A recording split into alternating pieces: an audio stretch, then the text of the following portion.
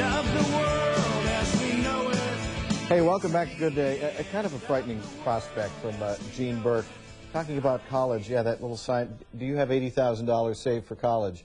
No. And who does? We certainly didn't. Yeah, probably most people don't. But you can do some things to really boost your chances of getting those scholarships, because we always hear there's tons of scholarship money out there, and a lot of it goes unclaimed. Absolutely. And for us, when we got free college, it was like winning the lottery. Literally.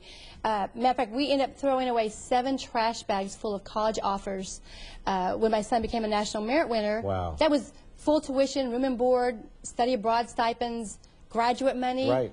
You know, so the kids that do well on the SAT and the PSAT can get the big money. Right.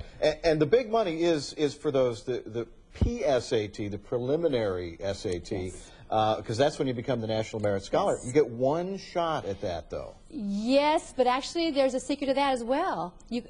Actually, there's a thing called the alternative testing method. For any reason you do not take it in your junior year, you can actually have up to 8 months to retake it, and to retake it several times. Right. Really? Yeah. You would take the SAT 1 in exchange for the PSAT, but they would convert the scores. Okay. Okay.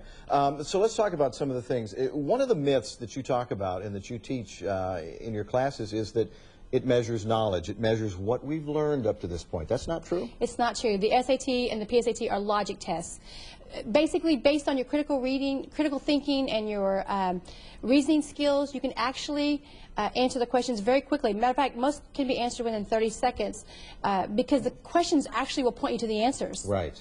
It has nothing to do with anything you've learned over the last 10 or 12 years. Throw it out the window, because and if you think about it, the kids who take the test are homeschool, public school, and private school. Right. They've all learned different things. Yeah, and there's another misconception that you just wait till your senior year when you're really thinking about and focused on college.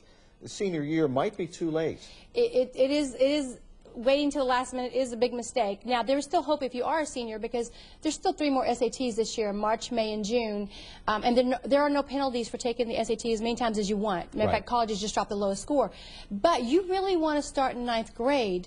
By starting in 9th grade, whether you're just doing 20 minutes a week on prep, you are actually getting familiar with the test and working over a couple years until you're a junior when you do the PSAT. Right. Well, and the tough part is convincing kids that it really is important. And I guess the parents know it's important because we're going to have to pay for it. You get some scholarship money, it becomes much less of a burden on mom and dad. Exactly. Well, if you have saved up money for them, wouldn't it be nice just to, if they got free scholarships and free college, just to hand that money over to them when they graduated, to do whatever they wanted? Sure. Or say, I'll buy you a new car if you do really, really, really well. Absolutely. Absolutely. Yeah. And so you don't want to wait. The longer you wait, the less time you have to improve. Okay.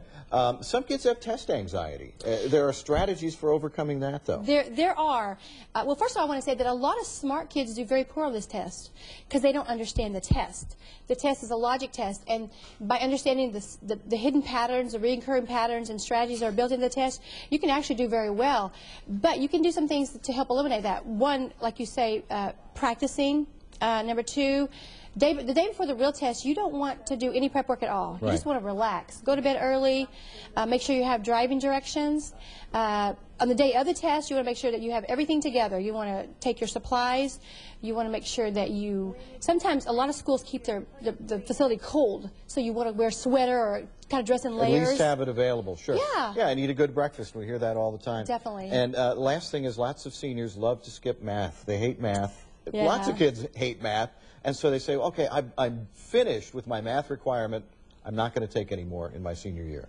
Well, the SAT, the most the SAT has is Algebra 2. Good news is no trigonometry, no calculus. That's exciting. PSAT, you need to have up to Algebra 1 and geometry. Another thing about the SAT, though, is I teach kids, they never even have to use their calculator. There's so many cool strategies and logic behind the questions that you can actually never even pick up your calculator. All right, great advice. And we'll have a link to your information, including your classes, on our website, myfoxdfw.com. Thanks very much. Thanks, Tim. Good luck, kid.